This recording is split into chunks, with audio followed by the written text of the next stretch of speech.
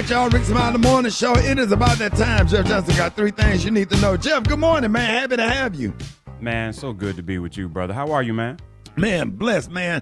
Blessed, rested, played some golf yesterday. I'm good. Man, that's fantastic. Now, listen, so every now and again, something happens that's so symbolic, like you couldn't even write it if you tried. This weekend, as the storms rolled through Washington, D.C., people leaving President Trump's 4th of July event had to be directed to seek shelter inside the National Museum of African American History and Culture. Sure they ain't pay no attention. Now, let's be clear, y'all. The museum was not where they chose to go.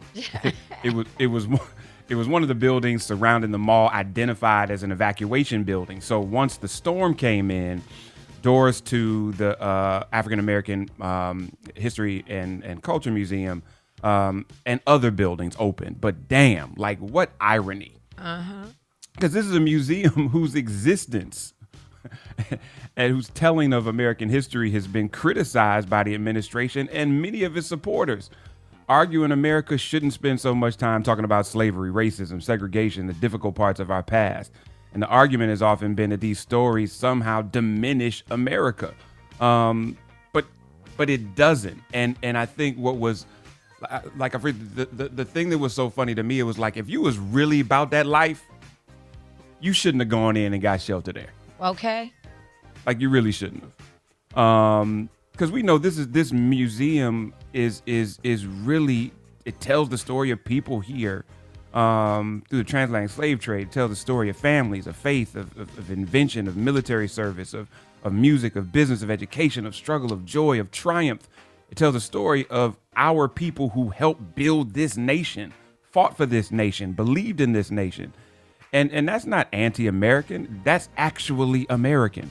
And so that's why I thought it felt so powerful, y'all, because like we have always been covering for them when they didn't want to acknowledge us.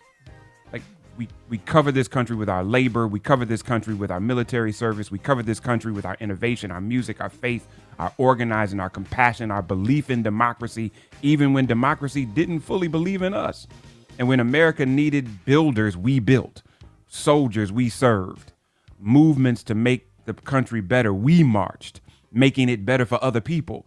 We have literally spent the entire 250 years in this country building for other people. And so, Rick, I just thought it was so profound, and it reminded me of just what we talked about last week. This reality that this next 250, we got to center ourselves. Like how we vote, how we move, how we build. And so I 3 simple words, Rick: love, serve, and build. Right. Like when I thought about the fact that we were providing cover to people that would never cover us, it just reminds me how much we got to be aggressive and just gangster and focused about how we love us intentionally. Support Black business, encourage Black children, celebrate Black excellence while people are still alive to hear it. Serve where you are. You ain't got to get nothing else. Whatever you have right now is enough to mentor somebody, to volunteer, to turn out to vote, to share the knowledge you have, to invest your time where it can change somebody else's life, and build wealth, build institutions, build community, build opportunities your grandchildren will inherit. And here's my challenge, Rick, before I go. If we spend less time trying to convince people to value us and more time celebrating the people who already do, what if every dollar we spent arguing became a dollar invested? What if every hour we spent debating became an hour mentoring? What if every post we made tearing somebody down became a post lifting somebody up? Because movements aren't sustained by outrage. They're sustained by love, by service, by people willing to build something bigger than themselves. And so this next 250 has got to be almost a rallying call for us, for real, to hell with whoever is trying to find shelter with us. The very place that we need to be focused on is and be just dedicated to is how we love, serve, and build with each other. That's what I got for you, brother. That's deep, but we ain't gonna be there for that 500. So That's true. That's actually dumb as hell, man. Yeah, we all gonna be you dead, make a good bro. point. Yeah, buddy. Future. Yeah, buddy. We ain't gonna be there for that 500.